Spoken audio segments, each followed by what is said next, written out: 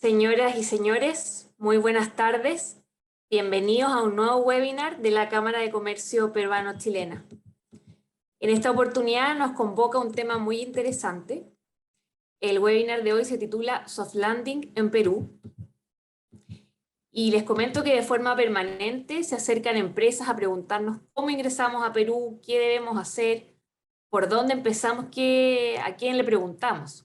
Y es por esto que la Cámara de Comercio Peruano-Chilena ha coorganizado este webinar junto a nuestros asociados Araya y Compañía Abogados.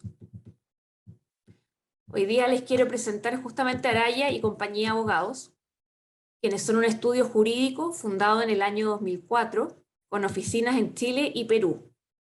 Ellos se dedican a brindar asesoría especializada al sector agroexportador y agroindustrial, posicionándose como líderes en Latinoamérica en la práctica del derecho agrícola y el comercio industrial.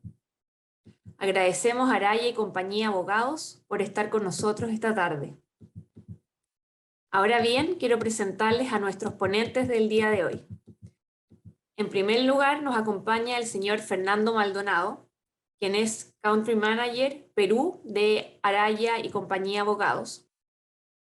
Fernando es abogado de comercio internacional, enfocado en la asesoría integral de clientes internacionales y contactos en América Latina. También estará con nosotros esta tarde el señor Hugo Paz, quien es abogado especialista en Derecho de los Negocios, con prácticas en política de la competencia. Damos la bienvenida entonces al señor Fernando Maldonado y al señor Hugo Paz. Muchas gracias, Fernando y Hugo, por estar hoy día con nosotros. Y si bien no pudo estar con nosotros esta tarde, les enviamos un cordial saludo a todos nuestros asistentes de parte del señor Juan Carlos Fischer, presidente de la Cámara de Comercio Peruano-Chilena, así como también un cordial saludo de parte de todo nuestro consejo directivo. Bueno, muy buenas tardes, Fernando, Hugo. Les doy la palabra. Sé que Fernando nos va a dar una breve introducción. Así que, Fernando, te cedo la palabra. Muchas gracias, Marcela. Bueno, primero que todo, sean todos bienvenidos a este webinar organizado por Araya y Compañía de Abogados junto a la Cámara Peruano-Chilena de Comercio. Les damos las gracias a todos por su asistencia. Bueno, primero, agregando un poco a las palabras ya dichas por Marcela, Araya y Compañía de Abogados es un estudio jurídico chileno que tiene su casa matriz central en Santiago de Chile, pero también tenemos oficinas acá ubicadas en Lima, Perú. Digo acá porque en este minuto me encuentro justamente en las oficinas en Lima desde Miraflores.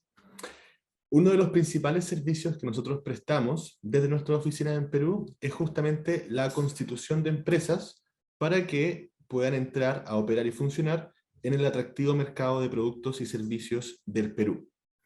Así, hoy por hoy, Perú se ha convertido en uno de los mercados más atractivos para las inversiones privadas en Latinoamérica. Ahora, ¿por qué invertir en el Perú?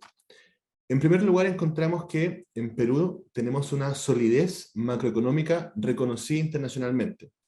Vemos que durante la última década Perú ha estado creciendo a un 4,8% anual, lo cual es un crecimiento sostenido y muy importante en el tiempo. En segundo lugar, encontramos que Perú ofrece un marco legal muy favorable para la inversión extranjera. Esto lo podemos traducir en distintas características. Si, por ejemplo, podemos hablar de un trato no discriminatorio. El inversionista extranjero recibe el mismo tratamiento jurídico que el inversionista nacional. En segundo lugar, tenemos que hay un acceso sin restricciones a la mayoría de los sectores económicos en Perú. En tercer lugar, vemos un libre movimiento de capital, una libre competencia y garantizada también la propiedad privada. Tenemos también una libertad para adquirir acciones de personas peruanas, es decir, el extranjero puede comprar sin problemas acciones de sociedades acá en Perú. Tenemos también en Perú un acceso bastante bueno a mecanismos internacionales de solución de controversias, siendo la Cámara de Lima uno de los principales centros arbitrales con los que cuenta el Perú. Por otro lado, también Perú tiene una política de integración comercial bastante desarrollada. Así, durante la última década, Perú ha suscrito muchísimos tratados internacionales de libre comercio, abriéndose a nuevos mercados y posicionándose como uno de los países más atractivos para invertir en Sudamérica. Podemos señalar que dentro de Latinoamérica, Perú se sitúa como el tercer país más atractivo para la inversión extranjera, estando detrás de México y de Chile.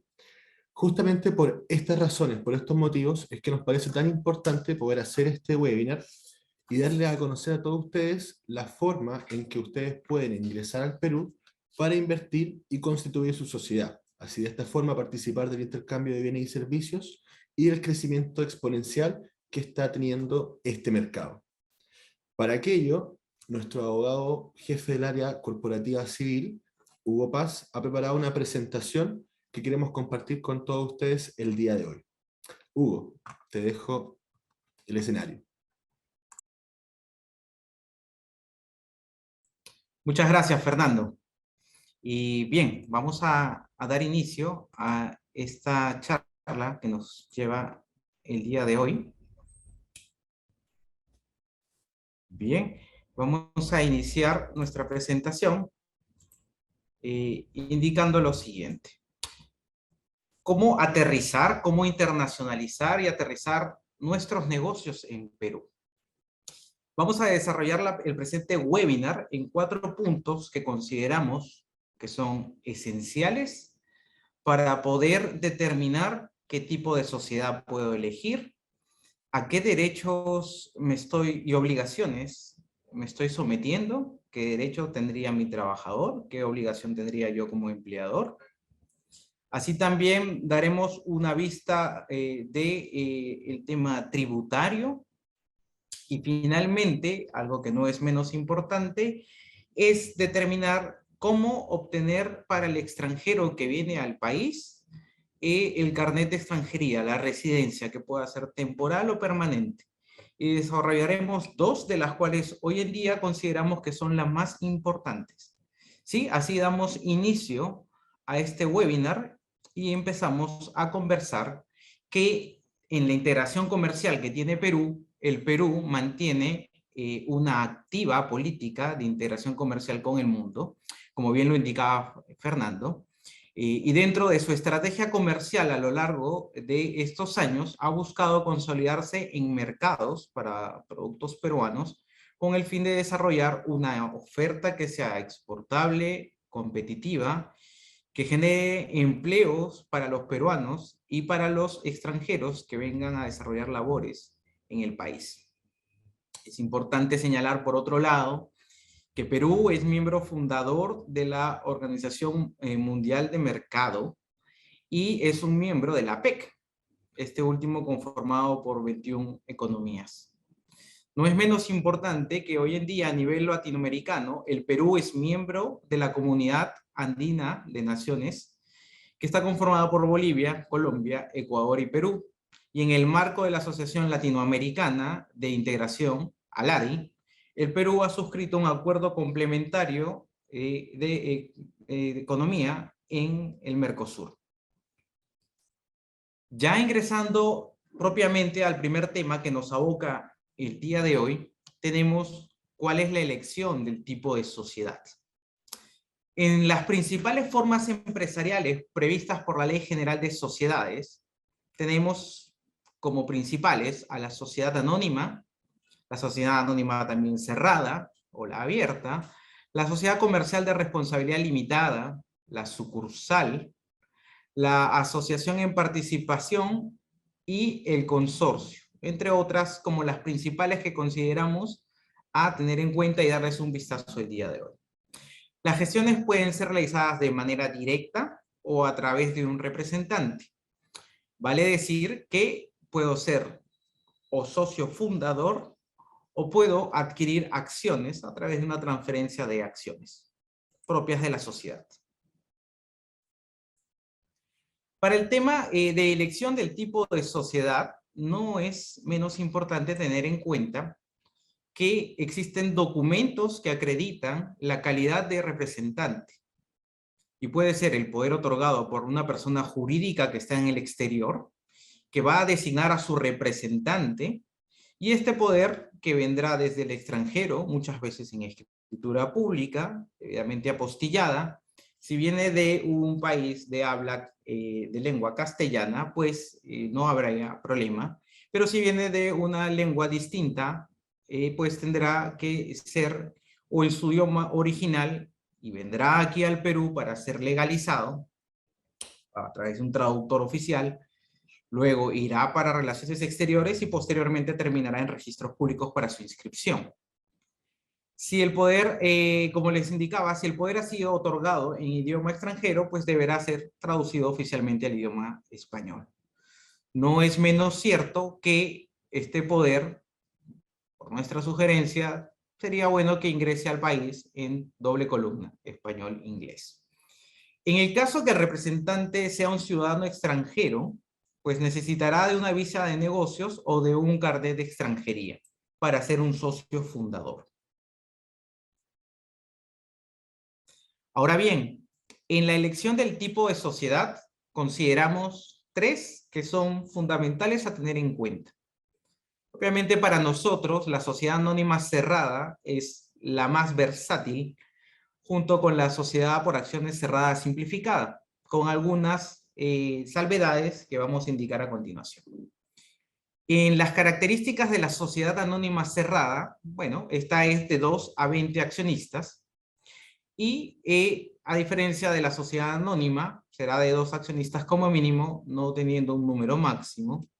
Y la sociedad por acciones simplificadas cerrada será muy similar a la sociedad anónima cerrada, de 2 a 20.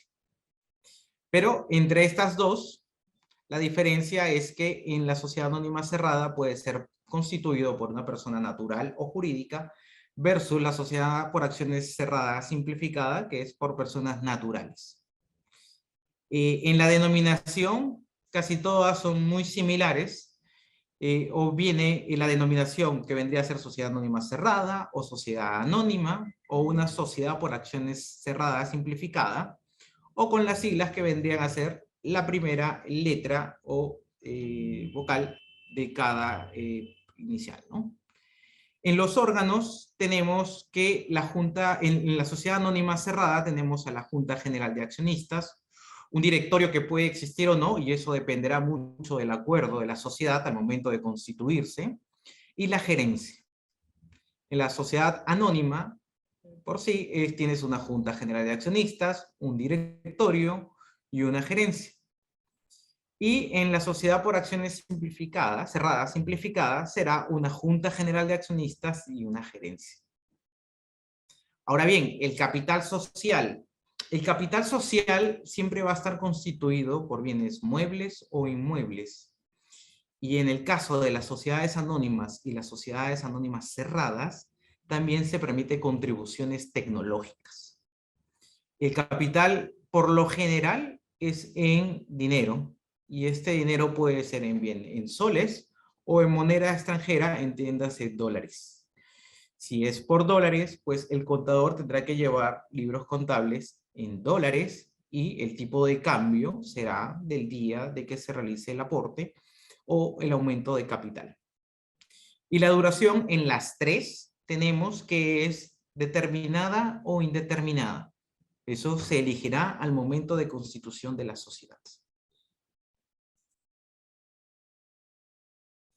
Ahora bien, antes de pasar a este punto, quisiera indicarles que sobre el capital social no tenemos un importe mínimo de constitución. Es decir, no es que yo esté obligado en el Perú a tener un aporte mínimo para poder constituir una sociedad. Sin embargo, lo usual es que se realice con un aporte que no sea cuanto menos un valor de $100 al tipo de cambio.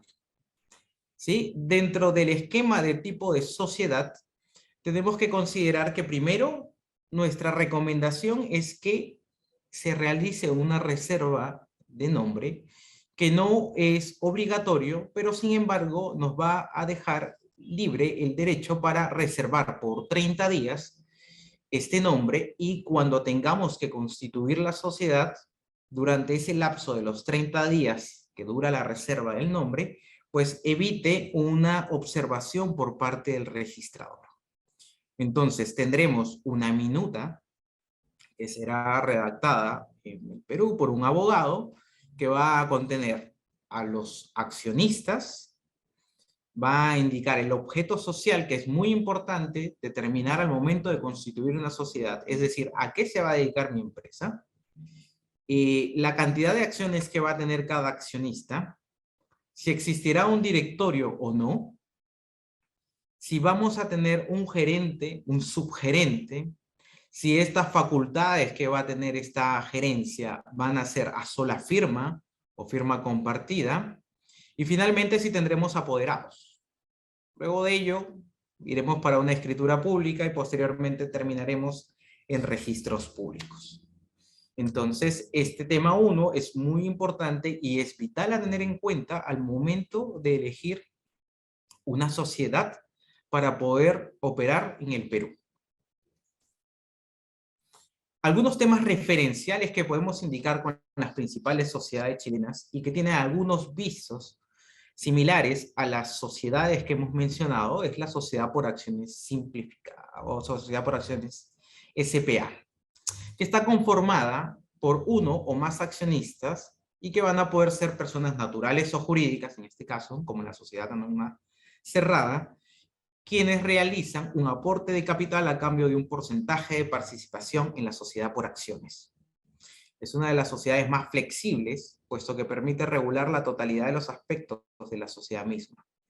Y dentro de algunas características contamos que se puede iniciar sin necesidad de contar con un directorio para su creación, como la sociedad anónima cerrada en el Perú. Permite su creación con uno o con más socios. Diferencia con la sociedad anónima cerrada, que son de 2 a 20. Pero tenemos una salvedad aquí porque dice personas naturales o jurídicas, es decir, que estamos a la par con la sociedad anónima cerrada. La responsabilidad también va a ser solo hasta por el aporte del capital de cada socio. Y puede ser administrado por un directorio, por un gerente general, uno o más administradores de forma conjunta o indistintamente. Por el otro lado tenemos otra sociedad que es la sociedad anónima. La sociedad anónima es una persona jurídica para Chile formada por una reunión de un fondo común suministrada por accionistas responsables solo por sus respectivos aportes.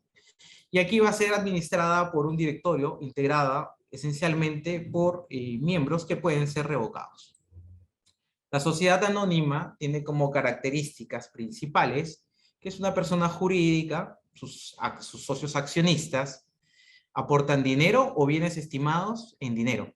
Y la administración es por 2 órganos colegiados, la junta de accionistas y el directorio. Y este designa al gerente. Como tiene un carácter solemne, vamos a tener en cuenta que su modificación, su constitución y la disolución es una prueba por escritura pública, similar a las sociedades en el país de Perú. Ahora bien, aterrizando un poco el tema número 1 de la elección del tipo de sociedad, luego de constituida la sociedad, debemos tener en cuenta cuanto menos lo siguiente. Solicitar el registro único de contribuyentes, el RUC, ante la autoridad tributaria, denominada SUNAT. Luego de obtenido este RUC ante SUNAT, vamos a solicitar por un aplicativo de esta autoridad tributaria la clave SOL, que es la clave para accesar aquí. Y vamos a legalizar la apertura de los libros societarios, el libro número 1, la apertura de los libros contables, el libro número 1, y si esta sociedad que llega a Perú va a funcionar de manera física en un domicilio, o sea, en el lugar o en la provincia que sea, pues este inmueble, este lugar va a tener que operar con una licencia municipal. ¿Sí? Entonces, con estos puntos, estos 5 puntos, más lo anteriormente descrito, pues coberturamos la elección del tipo de sociedad. Luego que tengamos nuestra sociedad constituida para contratar trabajadores, tenemos que llegar al punto número 2, que vendría a ser la contratación laboral general. Nótese que lo que vamos a conversar el día de hoy está referido a aspectos generales sobre temas laborales, porque existen diversas particularidades para microempresas, pequeñas empresas, ¿sí? Que tienen un tratamiento laboral probablemente distinto al que vamos a hablar hoy. Sin embargo, el marco general del cual vamos a tratar el día de hoy es que los contratos laborales, tanto para peruanos como extranjeros que estén formalmente radicando en el país y tengan una residencia formal y vigente, tiene un periodo de prueba que puede ir de 3 a 6 meses, de acuerdo al empleador, a cuyo término el trabajador alcanza la protección contra el despido arbitrario, con la salvedad de las modalidades que pueda tener un contrato laboral, por ejemplo, que dure un año, y que al término de su contrato, pues simplemente, si no deseo renovar con ese trabajador, cesa el vínculo laboral. La jornada laboral son 8 horas diarias o 48 horas semanales, salvo aquellas jornadas atípicas que podrían aplicar perfectamente para el sector agrario. Las vacaciones son 30 días en el régimen general por cada año completo de servicios, y esa va a ser disfrutada dentro del periodo siguiente a haber obtenido esos 30 días. Es decir, luego de un año de haber laborado, tengo mis 30 días habilitados para el goce de estas vacaciones, que será en un principio en un rango no menor de 15 días y después de manera fraccionada. Las gratificaciones son 2 sueldos al año, 2 sueldos completos al año, en fiestas patrias y en Navidad. Existe la seguridad social, que equivale al 9% de la remuneración o ingreso mensual, y será el empleador quien deba pagarlos y declararlos mensualmente. En Perú existen 2 sistemas de pensiones, que vendría a ser el Sistema Nacional de Pensiones, cuya tasa es el 13%, y la tasa del sistema privado de pensiones, que fluctúa entre el 13 y el 15% según la AFP elegida por este trabajador. La asignación familiar es para aquellas personas que son padres de familia y que ingresan a laborar a una empresa siendo ya padres o convirtiéndose padres. El derecho nace desde que el hijo existe. Ahora bien, tenemos que tener en cuenta que la compensación de tiempo de servicios, o CTS, mejor conocida, equivale a un 12avo de la remuneración por cada mes calendario completo de servicios. Y la fracción se va a compensar en un 30avo según la ley.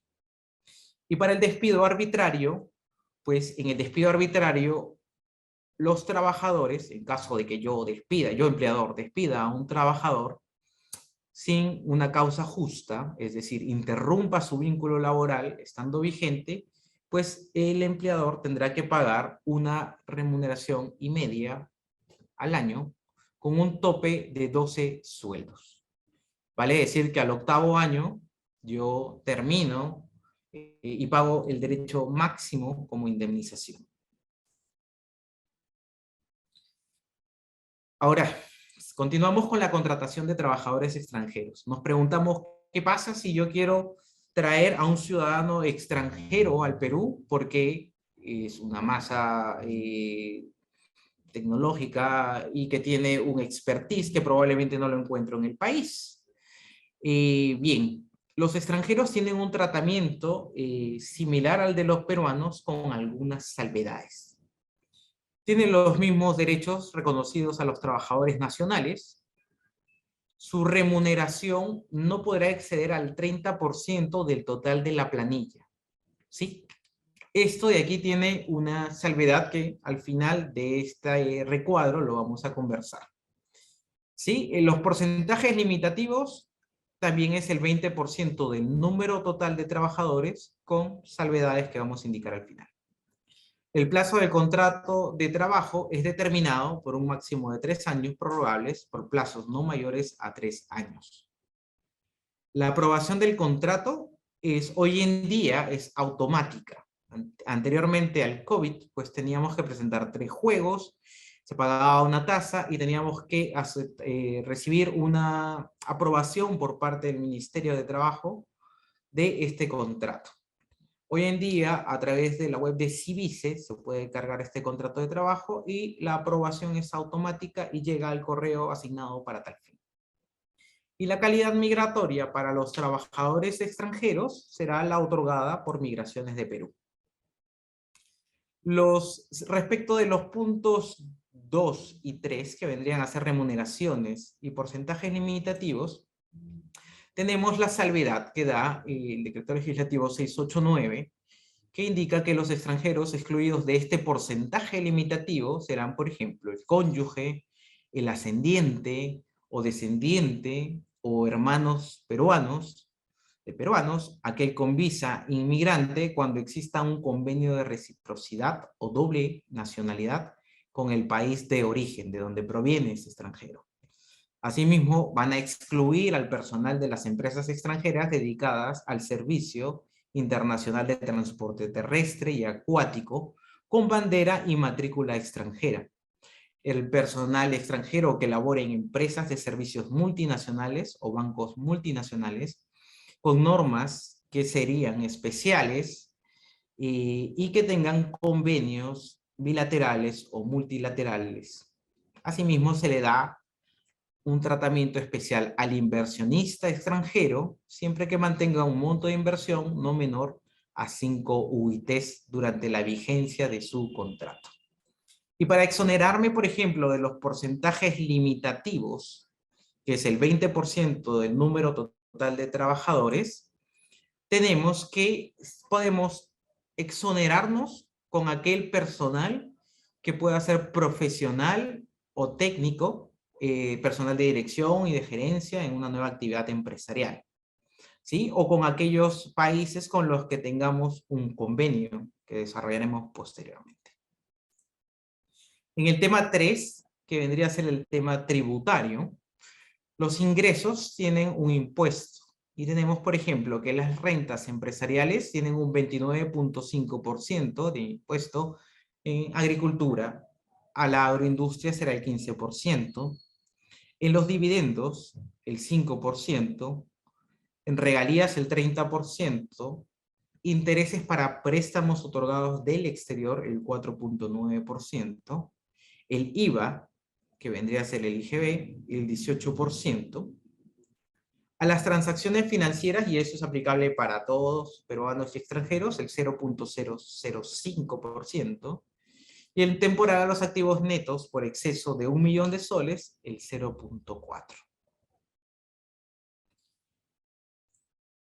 En el tema cuarto, que vendría a ser la calidad migratoria en el Perú, dimos una revisión del tipo de sociedad que vamos a elegir, decidimos un tipo de sociedad, vemos el tema laboral, y luego del tema laboral hemos hablado acerca del tema tributario a tener en cuenta. Ahora bien, las calidades migratorias que van a ser aplicables probablemente a los trabajadores que puedan venir a laborar en el Perú, o para aquellos directivos que pretendan llegar al Perú y tienen ánimo de residencia. Existen dos tipos de calidades migratorias en el Perú. Y una de ellas es la temporal y la otra es la de residencia. En el tema temporal, permite el ingreso y permanencia de un extranjero a Perú en el territorio de la República, pero no tiene el ánimo de residir. Para ellos, tienes aquellos que son, por ejemplo, por acuerdos internacionales, a los artistas, una calidad temporal especial, que puede ser también de formación, un investigador, un trabajador temporal, un periodista, un turista que pueda estar de paso, o un tripulante. Contrario es para los residentes o aquellos que quieren vivir en el Perú. Se autoriza el ingreso y la residencia en el territorio del Perú, y estas calidades son prorrogables y permiten múltiples entradas, que puede ser un intercambio, un inversionista, un trabajador, un familiar residente, una residencia suspendida, el permanente o convenios internacionales como nosotros tenemos. Existen otras calidades como el consular, por ejemplo, el diplomático, el oficial o familiar de oficial, un rentista, un designado, un religioso o uno que está en formación. De todos estos, nosotros consideramos que son dos los que debemos tener en consideración. Y para efectos de este webinar, consideramos que, por ejemplo, la calidad migratoria por acuerdos Mercosur, del cual los estados partes son Argentina, Brasil, el Paraguay, Uruguay y Venezuela, que hoy está suspendida, y tiene estados asociados como el Perú, Chile, Colombia, Ecuador, Guyana, Surinam y Bolivia, que se encuentra en proceso de adhesión. Ahora bien, sobre la calidad migratoria por acuerdo Mercosur, quien pretenda utilizar esta calidad migratoria, pues Migraciones de Perú exige algunos documentos con los que se tiene que ingresar esta solicitud estando en el país. En principio, exige que el extranjero tenga que traer consigo su certificado de antecedentes, que subsuma los certificados que tenemos aquí en Perú, individualizados, que son el certificado de antecedentes judiciales, penales y policiales. Para Chile, por ejemplo, tienen un certificado único, que sería el que tendrían que obtener antes de llegar a Perú. Y tendría que ser apostillado. Este documento es de la residencia, de la última residencia del extranjero, o de aquellas residencias donde haya estado los últimos 5 años antes de la llegada del extranjero al Perú, para la solicitud de cambio de calidad migratoria. Este extranjero ingresa a Perú como turista, trae consigo este documento, obtenemos en Perú ya con el extranjero los documentos como certificado de antecedentes judiciales, penales y policiales, y posteriormente vamos ya para el sistema de migraciones para presentar la solicitud. Esta solicitud va a demorar 3 meses y durante esos 3 meses el extranjero puede salir del país previo permiso tramitado ante la página de migraciones por 30 días que pueden ser consecutivos o no. Si sobrepasase este plazo, pues la autoridad migratoria entendería que el procedimiento ha sido abandonado. Luego de calificado este expediente, pues Migraciones entrega un carnet de extranjería por el plazo de 4 años. Sin embargo, temporalmente es por 2 años y 90 días antes del vencimiento de esos 2 años hay que tramitar el carnet de extranjería permanente por convenio Mercosur. Para el permanente tendremos que demostrar que durante los 2 primeros años esa persona que ingresó al país pues trabajó, generó renta y tiene cómo solventarse en el país. Ahora bien, el segundo punto es la calidad migratoria de inversionista, que es para aquellas personas extranjeras que deseen establecerse en el Perú, desarrollar o administrar tal vez una o más inversiones lícitas en el marco de la legislación peruana. El plazo de permanencia que se va a otorgar por Migraciones es de 365 días. Y una nota no menos importante es que esta inversión tiene que ser igual o superior a 500.000 soles realizado mediante transferencia internacional en un solo acto de desembolso a través de una entidad financiera o bancaria sujeta, subráyese esto, al ámbito de supervisión de la Superintendencia de Banca y Seguros del Perú. Es decir, hay que tener en cuenta que bancos son los reconocidos por la Superintendencia de Banca y Seguros en el Perú para hacer esta inversión de $500,000 de soles. Terminados estos 4 puntos, pues consideramos que luego de haberse analizado, ello nos llevará a determinar qué tipo de sociedad es la que nos corresponde, cuál es la mejor inversión que podemos hacer, el tipo de capital, el objeto social, la calidad de trabajadores que vamos a tener aquí en el Perú, dónde nos vamos a establecer y a los regímenes tributarios a los cuales obedecemos en el país. Como conclusión, podría indicar, además de reafirmar lo que indicó Fernando al inicio de su exposición, es que el Perú es un destino atractivo para la inversión extranjera. Tiene la segunda inflación más baja de Latinoamericana, aproximadamente el 2%, y se ha mantenido así en este dígito durante los casi últimos 25 años. Según Doing Business, en el 2020, constituir una empresa en nuestro país era el 70% menos costoso que en el promedio de Latinoamérica. Y en Latinoamérica nosotros poseemos, luego de Chile, un ranking mundial de competitividad. El Perú se va a interrelacionar con el mundo, pues mantiene vigente 19 acuerdos internacionales de inversión, y existen dentro de todas las características, por ejemplo, un incentivo al régimen aduanero a través del drawback, que es la restitución de derechos arancelarios, y las 4 zonas económicas especiales, que vendrían a ser Tacna por el lado del sur de Perú, Palta por el lado del norte, Ilo y Matarani. Muchas gracias.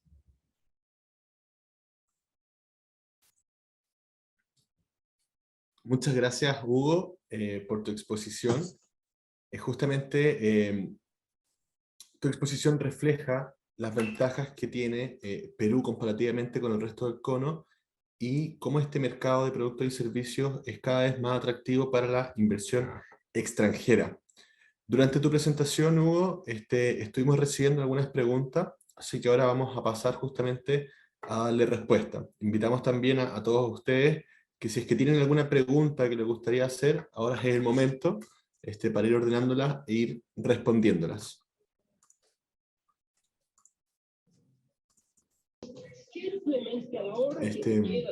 Hugo, ¿partes tú con la primera pregunta?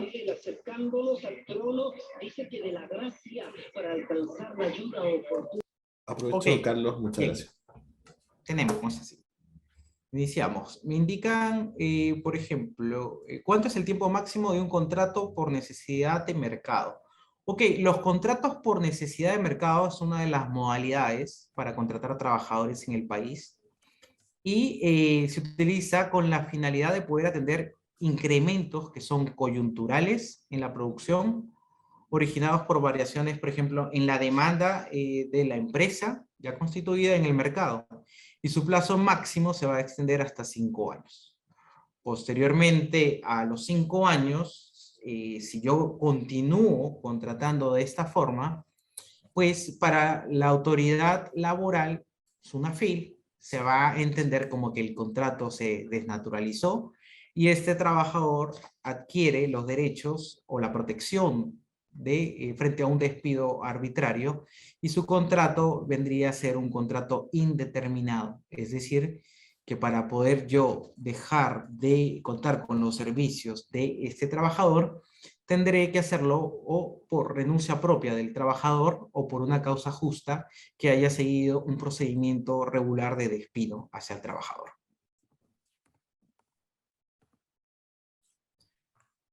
Existe otra pregunta. Dice, ¿pueden nombrarse apoderados en una sociedad con pasaporte? Sí, se pueden nombrar apoderados en una sociedad con pasaporte. Y aquí me voy a explayar un poquito sobre ello y voy a tomar o voy a reformular una pregunta, o voy a hacer una pregunta nueva. Los extranjeros pueden ser apoderados en una sociedad peruana con el número de pasaporte. Cuando ingresen al país tendrán que ingresar con ese número de pasaporte con el que fueron registrados, y cuando pretendan ejecutar aquel acto de disposición o un acto jurídico en general, pues tendrán previamente que solicitar a la autoridad migratoria el permiso especial para firmar contratos, que dura 30 días, que se solicita ante la web de migraciones y hoy en día es automático. Entonces, sí se puede nombrar a un apoderado extranjero de una sociedad. Sin embargo, por ejemplo, para la constitución de sociedades, y es una pregunta muy frecuente de clientes, es un extranjero no domiciliado, es decir, que no cuenta con carnet de extranjería, ¿puede ser el gerente general de esta sociedad? Y societariamente sí lo puede ser. Sin embargo, el problema que va a tener este extranjero que no reside en el país es que para efectos prácticos a nivel de la autoridad tributaria, pues tenga que, por ejemplo, no pueda ejecutar ciertos actos, porque para la autoridad tributaria, SUNAT, necesitamos tener un carnet de extranjería o ser peruano. Bien. Ahora, la siguiente pregunta me indica, como accionista fundador, ¿estoy protegido por el velo societario? Como accionista fundador, quien aparezca como accionista fundador, sí va a aparecer inicialmente en registros públicos, en la inscripción de registros públicos, no va a estar protegido por el velo societario. Sin embargo, a partir de las sucesivas transferencias que pueden existir, por ejemplo, en una sociedad anónima cerrada, que será por un contrato privado de transferencia de acciones, esto se va a registrar en un libro especial que se llama el libro matrícula de acciones. A partir de allí, pues, el segundo accionista o tercero y todos los accionistas que puedan concatenarse, pues, estarán protegidos por el velo societario. Entonces, pues allí la única forma de levantar ese velo societario será a través de una orden judicial. ¿Ok? Y, a ver.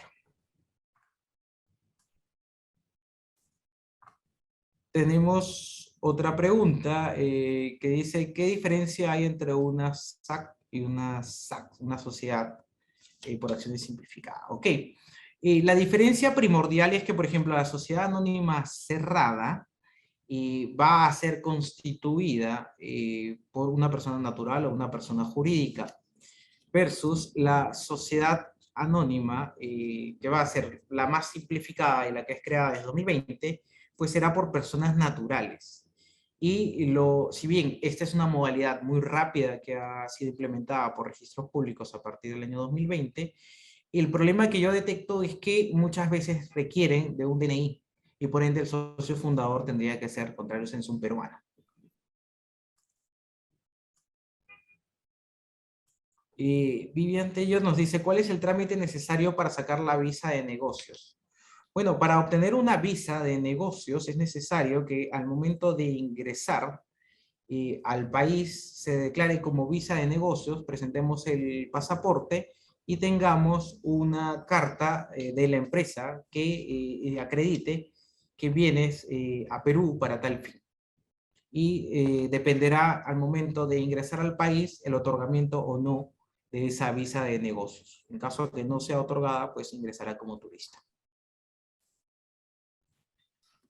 Hay una pregunta más que dice, ¿cuál es el procedimiento de obtención del carnet de extranjería por convenio Mercosur? Creo que es una pregunta similar a lo que había comentado en la exposición, que, bueno, hay que venir con el documento desde el país extranjero, en caso de Mercosur, Chile, Colombia, Argentina, por ejemplo, vienen con su país, sus antecedentes de los últimos 5 años del país de origen o donde han radicado, y bueno, tienen que ingresar al Perú como extranjeros, turistas, y aquí se obtienen los documentos como certificado de antecedentes judiciales, penales y policiales, y se presenta por el portal de migraciones de Perú.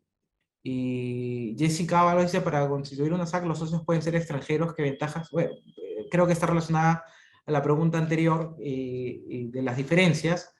Para constituir una SAC, los socios son nacionales porque tiene que haber un DNI electrónico.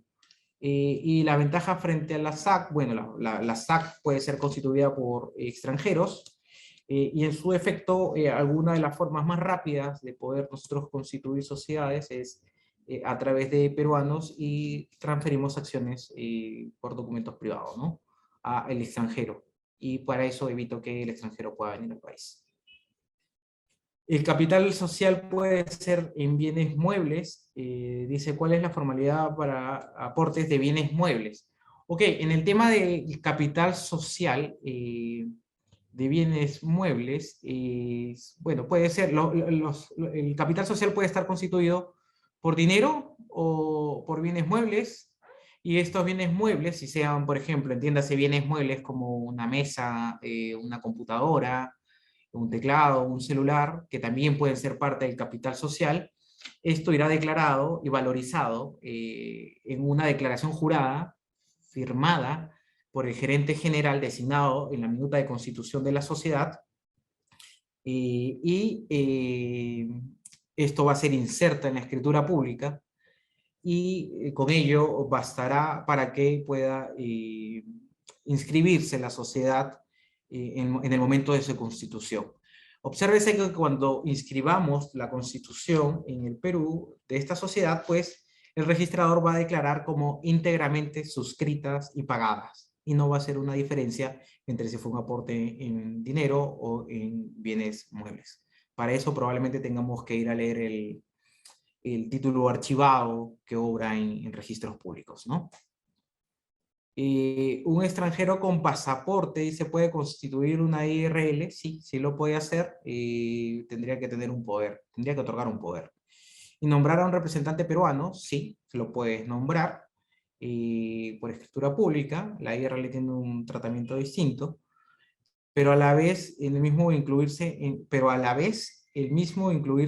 planilla. ¿El extranjero, te refieres al extranjero o al representante peruano? El representante peruano puede ser un trabajador y puede ser un representante peruano. Y el extranjero con pasaporte, no, porque ten en cuenta que para poder trabajar en el Perú tienes que tener un carnet de extranjería. No podrías ingresar a trabajar si no tienes una residencia formal. Ya no se usan los contratos para trabajador migrante andino, también se puede obtener el carnet de extranjería al extranjero. Sí, se sigue usando, pero sin embargo, por ejemplo, a comunidad andina está Ecuador y Colombia, por ejemplo, ¿no? Y la diferencia es que, a diferencia de Mercosur, que también estos países hoy en día están allí, es que yo no tengo que adjuntar, por ejemplo, en migrante andino tengo que adjuntar mi certificado de Interpol, ¿no? Previamente. Hay un procedimiento distinto al de Mercosur. El de Mercosur es básicamente inmotivado inicialmente, y Mercosur es simplemente por pertenecer a estos países y adjuntando los documentos que he escrito, pues obtienes la calidad migratoria temporal, y luego de los 2 años, pues tendrás que sustentar que esos 2 primeros años iniciales que tuviste, pues lograste trabajar, obtener una residencia tranquila, pacífica, y que amerita a que puedas aplicar el carnet de extranjería permanente. Con lo cual sigues por Mercosur y el carnet de extranjería permanente es mucho mejor. Entonces, si me preguntas, por ejemplo, ¿cuál es mejor entre los dos? Y tienes la opción de elegir entre cualquiera de los dos, yo te sugeriría que apliques por convenio Mercosur. Creo que ya no hay más preguntas. Muchas gracias, Fernando y Hugo. Al principio, excelente exposición. Al principio les comentaba que muchas veces cuesta que envíen preguntas, pero ¿cuánto habríamos tenido? Por lo menos unos 15 minutos de preguntas. Estuvo muy interesante, como les digo, en la exposición hay muchas preguntas, mucho interés.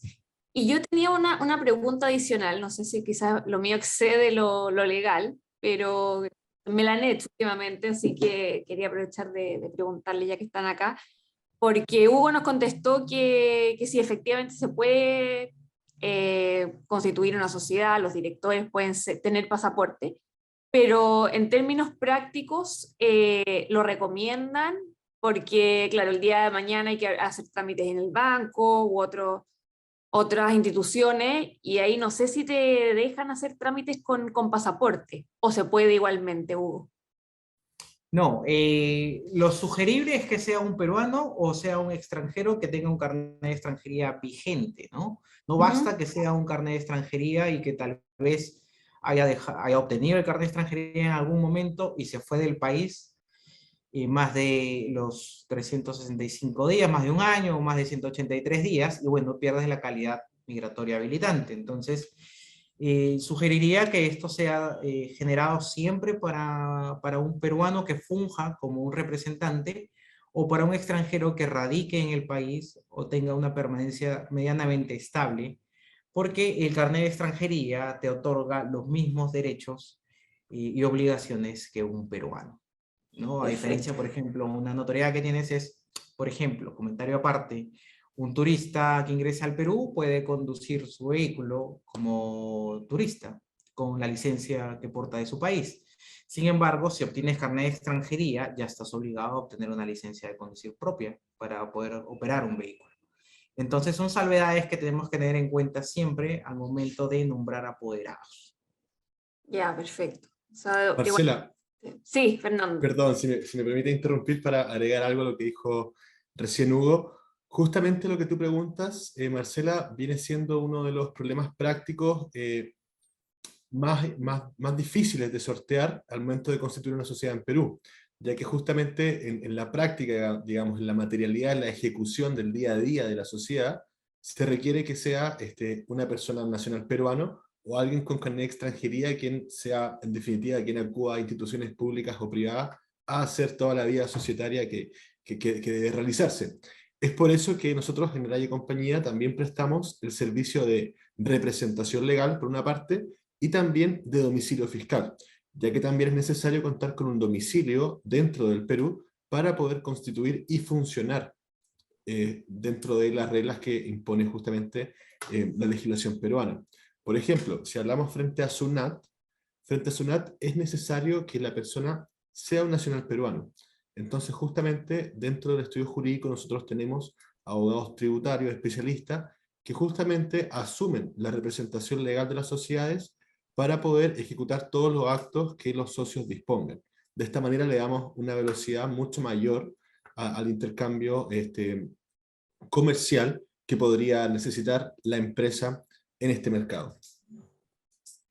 Súper, súper, Fernando. Excelente servicio el que ofrecen, porque claro, una cosa es lo que la ley permite, pero otra cosa ya constituimos la sociedad, registros públicos, perfecto, y vamos a operar en el día a día. Y ahí me imagino que, claro, es difícil hacerlo solo con pasaporte, así que muy útil el servicio que ustedes ofrecen y que tengan oficinas en Chile y Perú, o se entienden ambos mundos. Exacto, justamente esa puede ser la ventaja más grande a nivel comparativo para un inversionista chileno que desee aventurarse y constituir una empresa en Perú, el poder contar con oficinas de abogados, digamos, especialistas tanto en Chile como en Perú, que van a poder atender ambas legislaciones y aprovechar lo mejor de dos mundos. Ya que como Hugo igual lo señaló en su exposición, hay varios beneficios tributarios, convenios de doble tributación entre nuestros países que hacen justamente que la inversión sea mucho más factible y mucho más atractiva también. Exacto, exacto. Así que súper bien. Bueno, ya estamos en la hora, Fernando y Hugo. Entonces, yo ya al final les di la palabra a ustedes como habíamos quedado en un principio y ustedes intervinieron perfectamente respondiendo. Pero eso, quería darle las gracias. Si tienen algún comentario adicional, final para ir finalizando, creo que fue un muy, muy buen webinar. Tuvimos muy buena asistencia. Así nuevamente, muchas gracias y los dejamos invitados. Estamos comenzando septiembre para todas las actividades que tenemos este mes, tanto virtuales como presenciales. Tenemos Perumín a final de mes, última semana de septiembre, así que por favor les agradezco que se queden atentos a todas las actividades de la Cámara para que no se pierdan nada de lo que se viene. Así que muchas gracias nuevamente, Fernando, Hugo. Les doy la palabra por si quieren decir algo más y ya nos comenzamos a despedir. Sí, solamente para cerrar, también agradecerte a ti, Marcela, por la gestión, por la ayuda para presentar y para poder, digamos, desarrollar este seminario. También agradecer a la Cámara, pero agradecer particularmente a todos los asistentes que nos acompañaron el día de hoy, que hicieron sus preguntas. Justamente el objetivo de estos webinars es poder transmitir información, que al final la información y el conocimiento es poder. Y si nosotros podemos ayudarlos a cualquiera de ustedes a poder constituirse acá en Perú, a resolver sus dudas legales y a crecer en este mercado tan cambiante y tan dinámico, felices. Así que agradecer nuevamente a todos ustedes por asistir, agradecer a la Cámara y también agradecer a Hugo que nos acompañó hoy día como compañero de ponencia. Muchas gracias. Muchas gracias a Gracias a todos. ustedes.